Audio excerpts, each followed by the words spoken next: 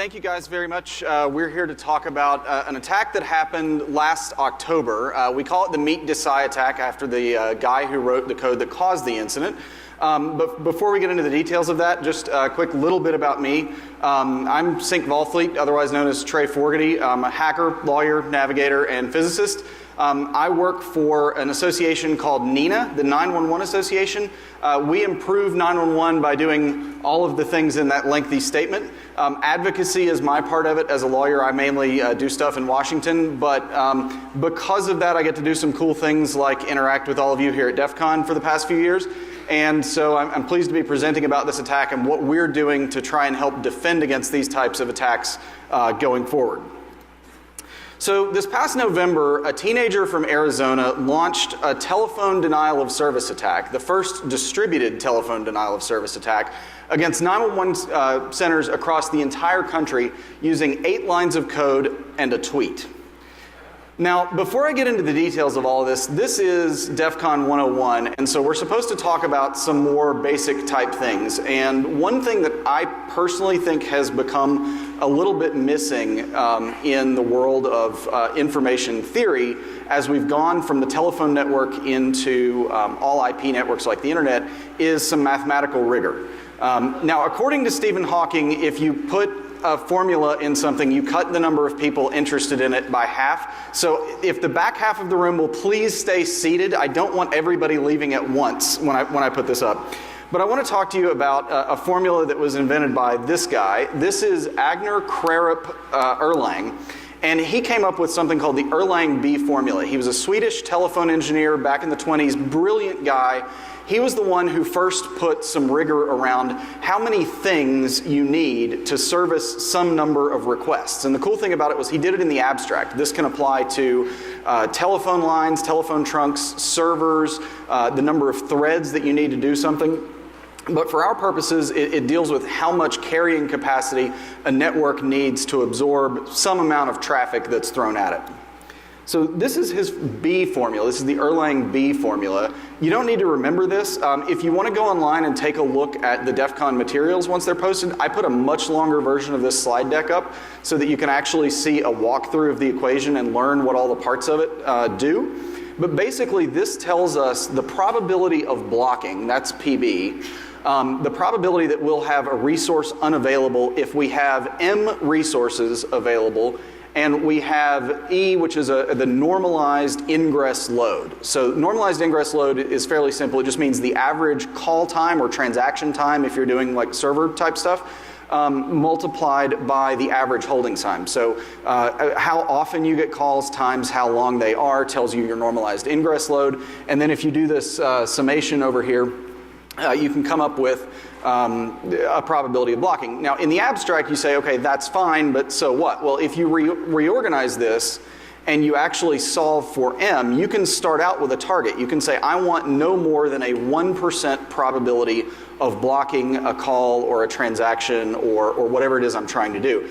And that was very important to Erlang, and it's still very important to us in the 911 field because telephone lines or telephone trunks that connect switches with 911 centers are a very finite resource. We have very few of those. 911 and the telephone network in particular are the last sort of thing in the information world where it's physical wires that matter. All of this stuff, you want to go make a change to a 911 network, the only way to do that is you got to get out this like crazy ancient little screw gun and like unscrew some wires from a terminal block and move them and screw them in again and file lots of paperwork to tell everybody what you did. So last year, we got a call from the Department of Homeland Security asking us to take a look at a research paper that was put out by Ben Gurion University in Israel. And they did a lot of really cool math, a lot of great research. They deeply analyzed the 911 system in the state of North Carolina based mostly on open source information that they were able to develop. And so they developed a model of sort of what a typical 911 system might look like. And what they came up with was this notion that a typical 911 system probably has about 1.7053 trunks for every 10,000 population in the area that it serves. Now, I want to point out, this is All of this stuff was based on the wireline network. 911 started back in the late 60s, and that was all there was. There were no cell phones back then. There was no VoIP. So all of this stuff was built on this kind of physical infrastructure basis. Once upon a time, that was probably really right. Like that, I'm sure there's some traffic engineering table somewhere where you can like go look that up and just build that. The Bell system was great about that. They estimated that 75% of those trunks were shared between wireline and wireless, and 9.5% were dedicated for wireless only, for reasons that wireless was kind of this bolt-on sort of thing that we did decades after wireline. There are some places where like the wireless trunks are separate from the wireline trunks. The only problem about this is when we read this in our organization, we deal with this stuff every day. Our members are the people who have to build and operate these things. We thought that was a really aggressive estimate. We actually believe that the number is more like 12 or less trunks per average 911 center, or average PSAP. You'll see me use that term. That stands for Public Safety Answering Point. I use it as a shorthand for 911 center. I'll try not to be jargony, but if I slip into it, just know that PSAP is a 911 center. There are about 7,000 of these across the United States and another couple of hundred across Canada that we represent. So about 12 on average. Bigger places, bigger populations, you will see more of that. But we decided to just call around and ask our members, hey, do you have a sense of whether this estimate is accurate or not? Like, how many do you actually have? That's not something that we knew on a national basis. And by way of example, I called up some folks in Denver, and the Ben Gurion paper predicts between 79 and 95 wireless trunks for a city with 663,000 population. And that's just the city of Denver. If you're one of the people who lives out there and knows it's growing very quickly, you go, oh my God, there's way more than that. This is just the city proper, because that's what's served by their PSAP, their 911 center. The reality when we called them up is they have 32. And that's about a 2.5 to 3 times smaller number than what was expected. So, that was kind of one of those moments that where, we said back to DHS, hey, these guys did great research. They did all the math correctly. They just fundamentally overestimated the carrying capacity of these systems. It's actually much smaller. We have very few trunks compared to what you might expect. And this was actually a problem that we were aware of. This was not something that was new. Back in 2012, I and a few other people in the public safety field actually worked with the Department of Homeland Security to stand up a working group on telephone denial of service and cybersecurity issues in 911. And through that process, we focused on a few things. We had gotten requests from California and a few other states who wanted to know, what do we do if X happens? And the X's that they were worried about tended to be things like Android malware. What if somebody infects a whole bunch of these vulnerable Android devices and they go out and start making 911 calls? What do we do? Who do we call? What if they geo-target it? So, 911 centers have defined geographic service areas. You only get to that 911 center if you're within the service area or maybe a little bit of a radio margin around it. So the question was, well, okay, what if they start targeting a 911 center as a prelude to a kinetic attack? If you want to bomb something and you want to make sure you have the most possible casualties, one way to do that, shut down the 911 service, stop the response. And they also were really worried about single PSAP incidents. When something happens and one 911 center is affected, what do they do? Who do they call? Remember, these are not folks who deal with the feds on a daily basis. They don't have US CERT on speed dial. The FBI is somebody that comes in and takes over, not somebody that you routinely reach out to call. So through this process, we came up with a few things. We helped our members to understand how to recognize an attack, how to report an attack, who to call at the FCC, at Homeland, at the FBI, et cetera, to let folks know, hey, something's going on, and also how to recover service, how to get things back running the way they should be. But we never thought that it would happen the way it ultimately did. Again, we were focused on things like Android malware, geofencing, and so on. What we really expected was that the first 911 distributed TDOS attack would happen as a result of native malicious code that was executable on a device, or, and this is the other big one that kind of kept me awake, was we expected an enterprise call manager to get popped. I did a quick Shodan search and found 675 unprotected enterprise call managers sitting out on the internet just in North America. Any one of these boxes has far more traffic origination capability than even the biggest 911 centers in the country are capable of absorbing. There's just no way if one of these things gets popped, we can defend against it. We also knew that there's almost 1 billion known vulnerable Android devices that are out there with legacy operating systems that are no longer patched on devices that the manufacturers are no longer supporting. So that was the thing that we expected. Nobody expected what actually happened. We also expected that attacks would be limited by user location. We thought, at worst, an attack could hit a region. Because, as the Ben Gurion folks found, some places they have regional interconnections of 911 systems. They have one selective router or a few of them that serve, large populations. Like I think North Carolina has either 4 or 7. And you could get some failover between those if they're wired up just perfectly. So we thought, the worst this could go is like a few PSAPs. This is not going to be lots of 911 centers because it's really difficult to scale. And last, we never thought that there could be a distributed attack on distributed targets. Like that's not the normal model. You normally think of like Mirai going after Brian Krebs, not Mirai going after all of the internet. Like that's just, it's not within your norm. But when you're dealing with scales that are so much different, like in the telephone network, well, all of a sudden that becomes true. And I'm going to argue later on, that starts to become true very quickly for even the rest of the internet at large as the number of compromisable devices grows. So let's talk about a practical attack. You guys came to hear what actually happened, what actually hit these 911 centers. In the end, it was one YouTube comment, an obfuscated URL, and 8 lines of really simple code. So the guy behind the incident, ultimately, and I want to be very clear here, when I was this guy's age, I did dumb stuff with scripts that could have landed me in a lot of trouble too, and I imagine that's a shared experience in this room. I find it very hard to be really harsh about this because people do dumb stuff. In this case, worst possible target. 911 is not the thing you want to mess around with because people are going to freak out about it, right?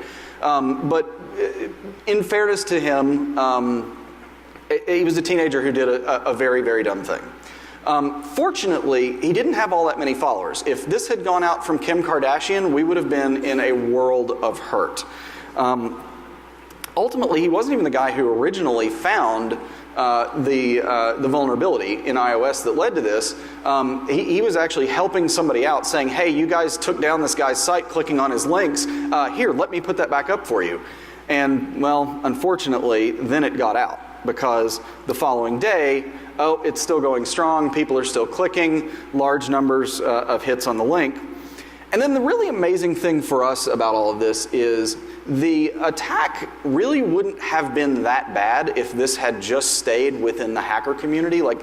In fact, I doubt most 911 centers would have noticed if this was just, hey, I found this cool iOS vuln, everybody go check it out, right? Or I'm just going to go blow up somebody's phone just for fun. Unfortunately, there's this thing out there called the music community. And the music community lives on social media. People who are into music, people who make music, etc., they live their lives on social media and they click links from people they don't know absolutely all the time. The music community is an enormous weaponizable net that you can exploit. It's amazing. So these social media personalities just happen to be in the wrong time zone so that literally everybody in the US is awake when they're doing these things. Everybody's retweeting with nothing more than a lol because, hey, you made me have to go reset my phone, big whoop, right? They weren't thinking about what are the other possible consequences.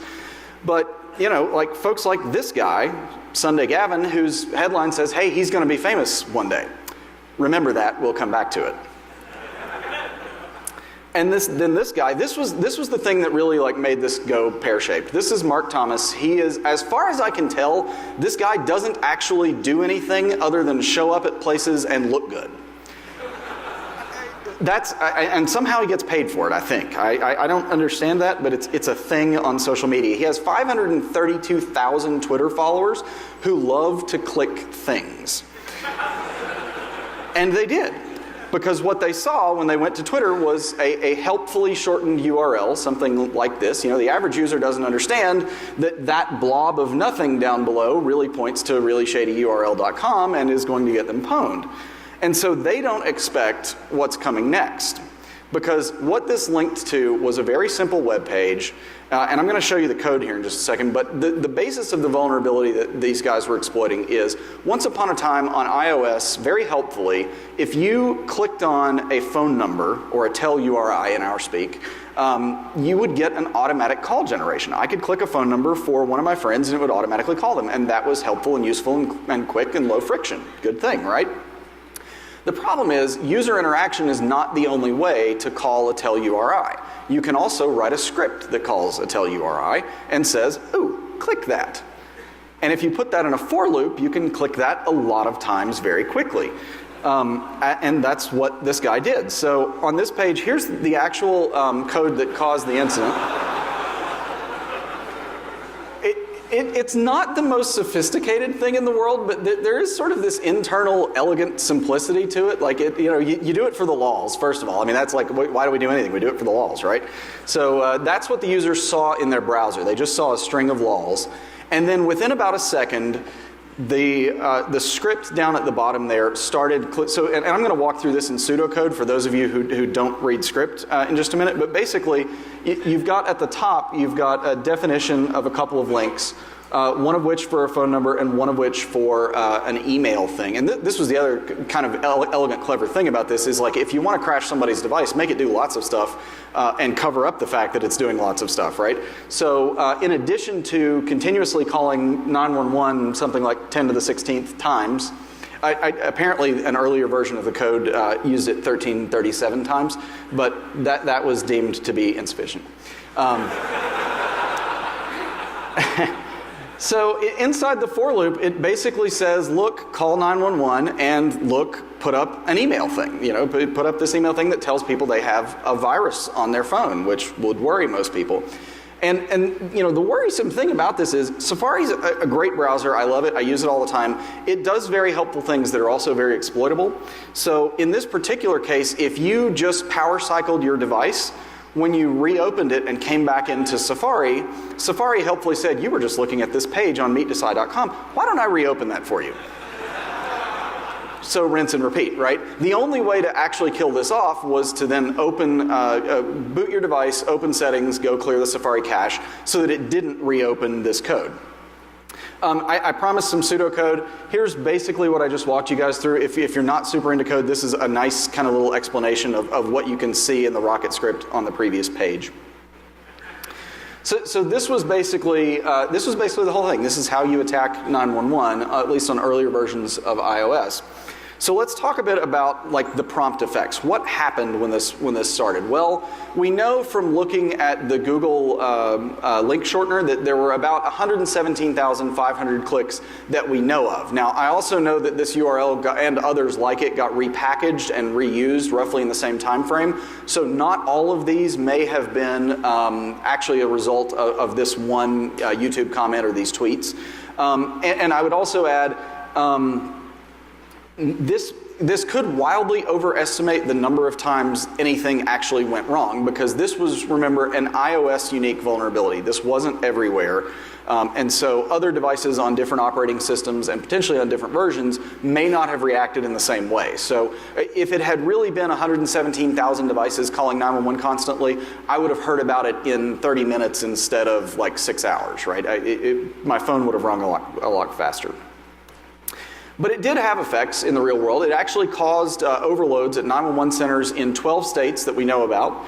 And in some places, there was peak traffic of about 6 times their average load. Now, that sounds really big and scary, but before everybody starts to freak out again, I want to emphasize the average 911 center in the country has maybe 3 positions and maybe 6 to 12 trunks. Like, it's very small. So it's 6 times 3 is just like, oh, you got 18 calls in an hour instead of 3. Like, some of them were admittedly bigger than that, but the numbers can be made to seem a lot larger than they really are when you start using multipliers like this.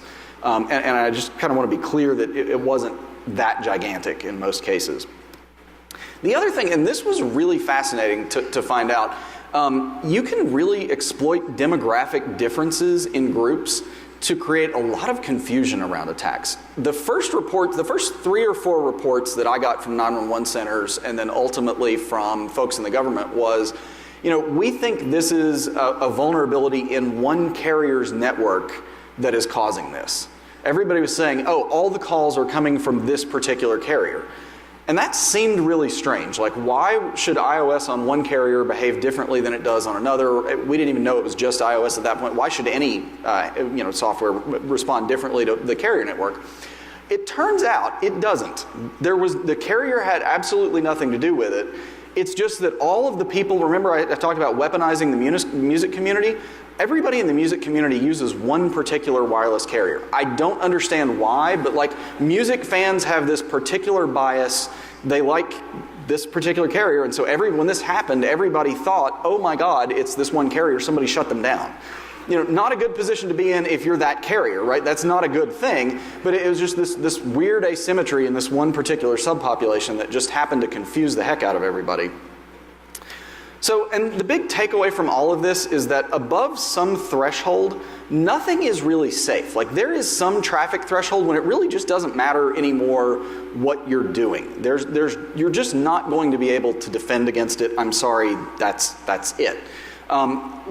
We happen to find that in the telephone network in the 911 system in this instance because we're a softer target. We have this vulnerability that we knew about. We know when we've only got this limited carrying capacity, maybe 23 trunks in some places. We knew about that, and it's even actually worse than that because behind those 23 trunks, there might only be 3 or 4 people actually answering calls. So, funny story, we talked about the Erlang formula. That doesn't just apply to technical things like gets and server transactions and trunks. It also applies to people. You can use the Erlang formula to model how many people, how many agents do I have to deal with a particular call load when the average arrival rate is lambda and the average holding time is h. You can work that out and figure out, okay, how many people do I have to hire? The same holds true for things on the internet. I think, I mentioned the Mirai attack against Brian Krebs earlier.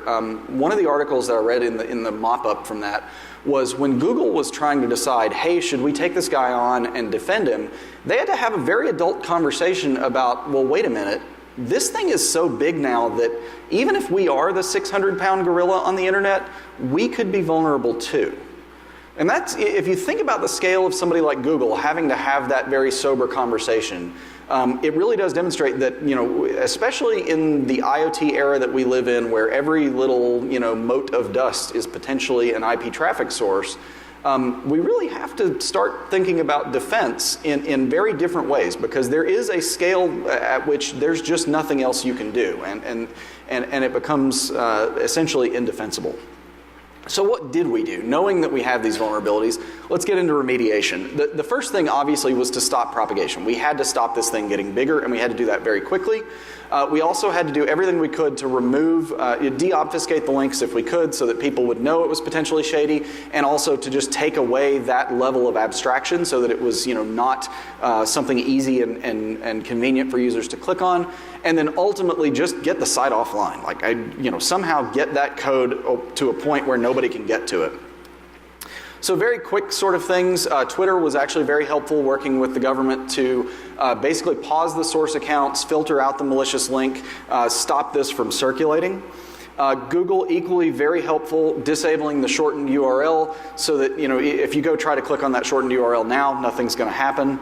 And also to take down the website. I don't have this confirmed. I am 99% certain this was a hosting site behind Cloudflare. I know Cloudflare was in front of it. And they were actually very helpful in ultimately blackholing the domain. The guy knew that something wonky was going on, but was like, no, I took this on to help everybody out. Don't worry, it'll come right back. Well, no, that's not coming back. Not ever. And remember this guy? He is now DEF CON famous. So, and I love that, just to be that candid about it. Lawyers, we have a duty of perfect candor. Well, if you're telling people, I'm about to get arrested, that's, hey, this guy's, he's got some serious candor. There's his mugshot. He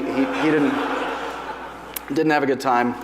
And here's our august original vulnerability researcher. And again, like I said, I absolutely feel for this guy because I have been the 17-year-old kid doing stuff with things that sometimes goes pear-shaped. And I know a lot of the folks in this room have too. I don't think this should be like a life-ending or life-altering sort of thing. And I say that as somebody coming from the 911 community where I know exactly what's at stake with every call. My members have to deal with people, getting murdered in real time while they listen and eventually while they watch. And it's very meaningful to us. So a lot of folks will be very reactionary, and we'll just say, burn them at the stake or something like that. And it's like, no, this is something that got way out of hand thanks to a bunch of celebrities. Like, let's not completely destroy this guy just because of that. CVEs. So, interestingly enough, this vulnerability, although it does have a 2017 CVE that we'll talk about in a second, was not completely new. This guy, Colin RM on Twitter, through a lot of very deep Googling, I managed to discover he had actually notified Apple about this very issue back in 2008, or at least issues that could affect similar results. And those were eventually patched. They did eventually patch iOS as well against the particular flaw that was exploited in this incident. But that patch actually didn't come out for another 5 months. That was May 30th. If memory serves, that was iOS 10.3.2. So 5 months later, it is actually patched, and you can see it. These are the write-ups if you want to go look. It's CVE 2017-2484 and CVE 2017-2404. And these were the ones that ultimately were exploited to cause both the 911 denial of service attack and basically the shutdowns on users' devices, or basically rendering the devices unusable.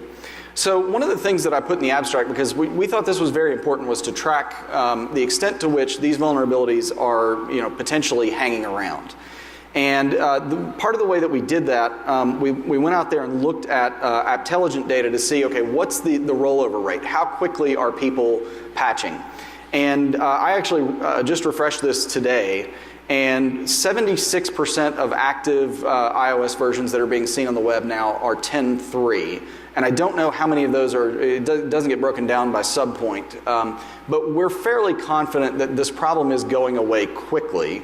But the trouble, and I think this goes to show, a lot of folks kind of poo-poo the notion that iOS is always so much better. Well, there's 11% that are still on 10.2. That's a lot of devices across the world. It may not be the billion that you have with Android, but none of these types of vulnerabilities are unique to any particular smartphone ecosystem. They're just a consequence of having little computers in our hands that can run code, and that nonetheless connect to a telephone network that doesn't know what code is. So we know we're vulnerable. The next obvious question is, okay, Trey, well, what do we do about it?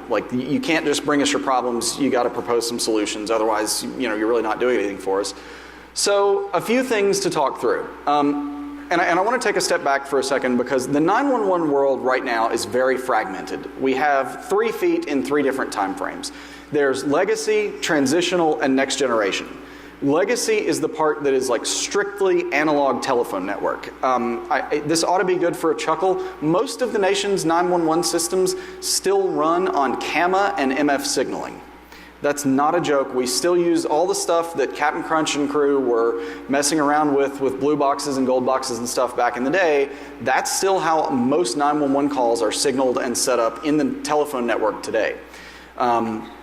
CAMA handles a lot of the data. When we get your location in 911, that comes from something called automatic location identification, and it has an upper bound of 512 non-extended ASCII character set characters. That's it. That's the entire data block. That plus maybe 20 digits that we use for some routing and callback purposes, not caller ID, but automatic number identification. That's really it. That's the legacy world. And that's all that analog stuff. In the middle, in the transitional case, we've got networks that have started to move to IP. So maybe you have IP trunking. You're no longer using those analog or TDM trunks to connect the local end office class 5 switch with the 911 center.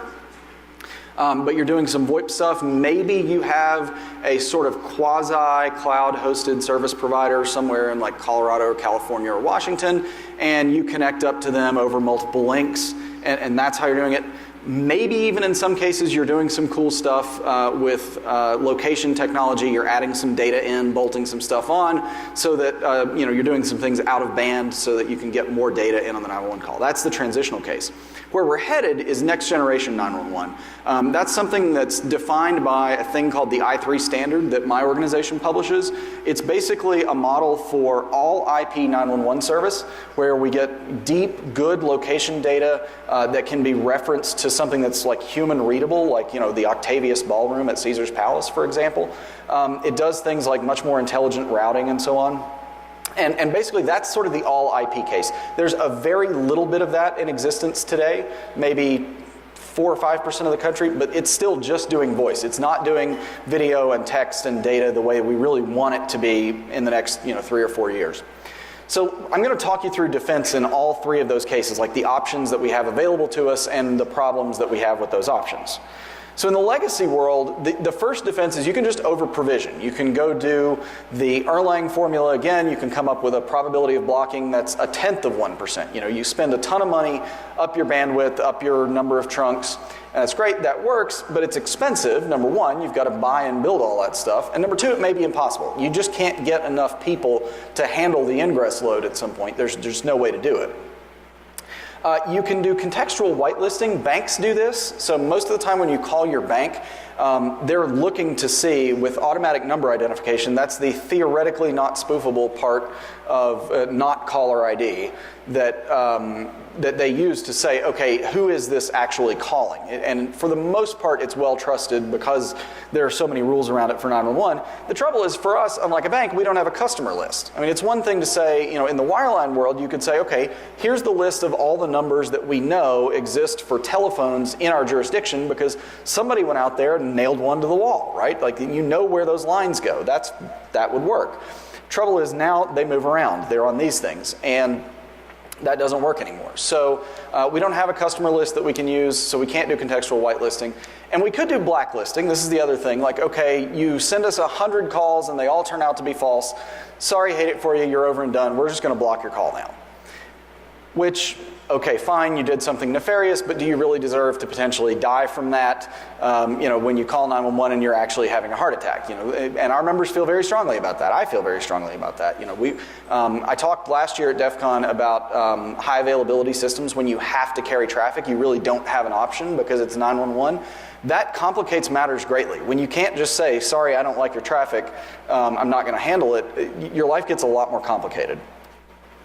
In the transitional case, some things that are being researched heavily right now, Homeland's doing a lot of work on this. We're working with some of the technical folks to connect them with our members and whatnot. You can do number reputation scoring. If you've got apps like, I've got Haya on my phone and it like blocks, bad calls for me. It's doing that in part on the basis of number reputation scoring, and that's a great thing. We know that this particular number is getting misused often. Great, let's block or at least flag that call. That's dangerous because lawyers, and it's also a thing that may be dangerous because of human life. So we've got to be careful about that. I think we'll see some of this done soon with at least flagging. We'll start seeing like a little asterisk somewhere in that 512 character data block that says this is a little squidgy. Maybe think twice about it before you go send the SWAT team to Brian Krebs' house again. We can also do real-time threat scoring, so things like, should this call be coming from this location? In other words, if somebody was recently making calls from a cell sector in Boca Raton, and now I'm getting a 911 call from them that's hitting a cell sector in Kansas City, and there hasn't been enough time for them to get between one and the other, like we need to think about, okay, is that really a problem? Like that could be a real threat score. The trouble is, for both of these, we haven't tested diverting calls. One way to handle that is to like send the call someplace else, like an IVR or a proof of humanness test, where you got to like dial 123 to get access to 911 or whatever. Those capabilities exist in some transitional systems, but nobody's kind of been brave enough to turn them on yet. So we've got to go through a process of getting comfortable with, is this going to work in a way that doesn't endanger human life, that we can justify turning it on all the time and not just when we know we have an incident or an attack. And then in the next generation 911 world now, and I love to talk about this because in the legacy world, yes, we have lots of vulnerabilities that are, but they're like impossible to defend against. In the next gen world, yes, we have lots of vulnerabilities, maybe even more, but now we can do things to actually defend against them. And so the first thing on the list here is the stir and shaken framework. If anybody's a Bond fan, yes, this is a Bond reference. Stir is an IETF track standard for cryptographically signing ownership of number blocks. So if I have 865-555-1212, the North American Numbering Plan Administrator should issue a signed thing that says that belongs to Verizon or AT&T or T-Mobile or Sprint or somebody. They should sign it saying this particular number belongs to Sync Volfleet. And oh, by the way, the chain is all, it all rolls up to some root CA, and so we can trust that this is a legitimately originated call with that number. It's not being spoofed. Shaken is the same thing, just done in the carrier standards body called ATIS. Trouble with that, as I can't remember if it was Bruce Shiner or Phil Zimmerman said a couple of DEF CONs ago, PKI is really, really hard. And if the PKI goes wrong, I want to talk to 911. And that is the sanitized version of that line for everybody's, anybody who knows it. We can also do bad actor marking. We can start to say, look, we know you're a bad guy because we've seen your traffic and it's not good. We're going to stop that. That takes time to tune, could go wrong. We can do suspicious call diversion. We have the ability in the border control function of next generation 911 systems to mark traffic as suspicious and then say at a subsequent emergency services routing proxy, if we see that a 911 center is in load, we can say, okay, prioritize the non-suspicious traffic first, or if it gets in really high load, maybe divert that to an IVR first, proof of humanness, et cetera. Or fail it over to an investigatory center that's not handling live 911 calls, but is just dealing with like the suspicious stuff. That's intelligence that we don't have and can't have in the telephone network, but that we can have in next-gen 911. Also, a big work in progress, there's a DHS pilot on threat scores using those frameworks that I just talked about. And we're also working the I3 standard that I mentioned before, and then the other big standard we publish for this is called NGSec. That's the next generation security standard. It tells you, and it's actually applicable in today's E911 environment too, but it sort of tells you what to do to baseline, properly configure, and secure a big, complex, hairy next-gen 911 system. And on that note, I want to encourage everybody, because those standards are still under active development. If you know things about these subjects and you want to help, we would love to have you join in at dev.nina.org. It's an amazing way to contribute to the safety and security of not just the community here in the United States, but the I3 framework in particular, the I3 standard, is actually being used in Canada and all of Europe as well as the basis for their emergency systems going forward. So this is going to be a global kind of thing, and we need the global information security community focused on it to make sure that as we add things like voice, video, text, data, et cetera, that we have the capability to do that securely. So we'd love to have you. Before I close here, a couple of things. I will take some questions if we can do that. But I want to say a special thanks to QueerCon. We have the coolest badges at all of DEF CON, and we do that every year because of some amazing people. These guys are my family. I love you all. It's the reason I'm up here. Thank you so much. Also, I am the cavalry. For those of you who know something about tech and policy, I absolutely encourage you to get involved with I am the cavalry. We're doing amazing things in DC, translating and being ambassadors for those in the policy community who don't know a lot about what all of you do from day to day. And we need help. We need more help. We're putting computers in every part of our lives today, and that has huge policy implications for the safety of human life and literally every part of our economy. So please, come join us. Also, check out my other talk in the Crypto Privacy Village, hashtag shameless plug. I'll be talking there about location tracking. So basically, in 911, we don't want to track you, but sometimes other people do, and they always blame us when that happens. But I want to assure everybody how that works, so please come and see that in the CPV. And at this point, are there questions? Am I allowed to take questions? Yeah, you're allowed to take questions so we can hear them. And you've got about 5-7 minutes. Okay. Anyone? Anyone? Bueller? Okay.